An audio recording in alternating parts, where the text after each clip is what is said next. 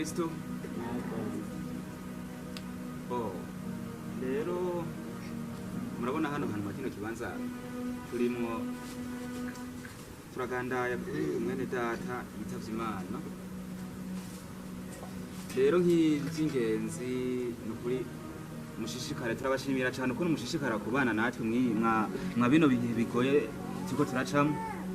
Rero dushimira buri muntu wese ari makino kibanza kugira ngo mubandanye mudufata mu mugongo mwa bino bihe bigoye tuko turacamo.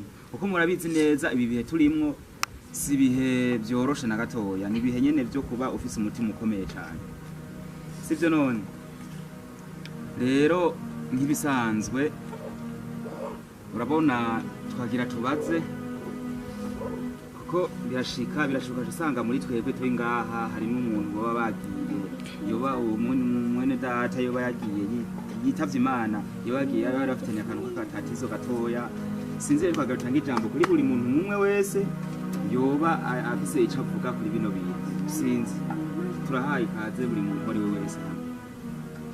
Je nafise akabazo kuko byamaze gushika habaye ingorane bidasanzwe mu rugo kuko muri ababanyi muri ibi bihe bitoroshe baturamire hamwe twaremeshe kuko ukigiye turi mwaka kanya ntibyoroshe kabisa twihangana mu bitoroshe tugume turi hafi yo kubaremesha kuko aho muri mworohewe. Murakoze cyane.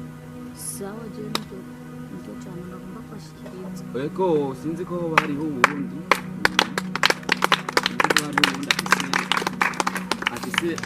afise ico yokongera ko kuri ivyo kuko murabona n'ukuri ego mubandanye kubana natwe bantu Imana mubandanye kubana natwe mu bino bihe bigoye turimwo kugira ngo imitima ya bamwe ishishikare kwiremarema. Ego sinzi ko bari ubundi afise akabazo sinzi. Ntangorane nukuvuga je nanje ngaha abanye kweri numvise ko habaye ikibazo. Ego rero nyine kubera je ntakunda kuronka akanya mba ndi ku kiyede sinigeze numva iki kibazo cyabaye. Ego ndacyumvise mu kanya nyine niho ngize atereka manze rero simbe kugira ngo ntibabone ko ndabatereranye. Ego rero ko muvuze ati reka duha akanya kuri umwe wese namba kuri uwo muhisi hari icyo baba bari bafitaniye amakivuge wari umwanya mwiza kugira ngo hari utubazo tumwe nyene nk'ibisanzwe. Ego ijambo ni gwawe. Ego murakoze ni ukuvuga jewe rero uyu mugenzi wacu yagiye nukuri yari umuntu dukunda nta bintu by'amanyanga yakunda gukora. Yari umuntu yumva yari umuntu agira ante umuguranye nk'agafaranga yacanyarutsa kukuzanira kuri kw'Imana kweri nta kosa je numubona. Ego nukuvuga ko muvuze ati namba hari akabazo hari wowe yoba yarafitiye nk'akantu akavuga.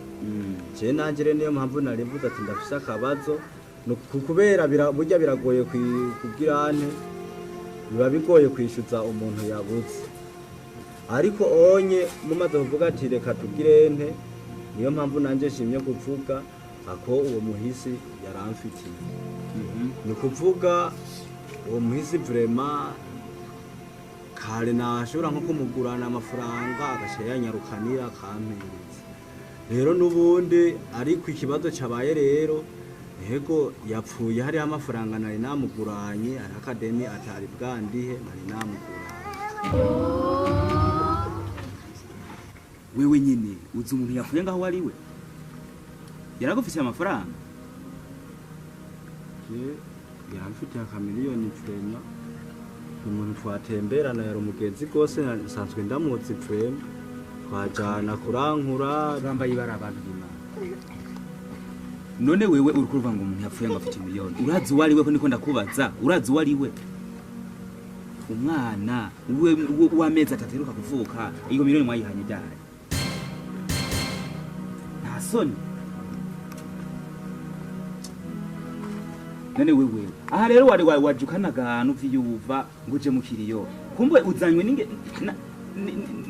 no gukora no kwiba byonyene waruzi yuko rero ngaha kugira cyo iyo yari umuntu akuzibona katutare tujyambaye nta soni aha rero waruzi neza uzi ngo uje kwishuza ivyo wishuza hama ucu twarugende akaho mugabo aho nta nisoni wumva vrema mu bantu nkaba nukuvuga ibiki nta soni umwana w'amezi 3 uwo miliyoni mwawuhaniye he marikora mukamba bariraje tukubabarire uri kwashaka ibintu kuzana gucanga abantu nkuko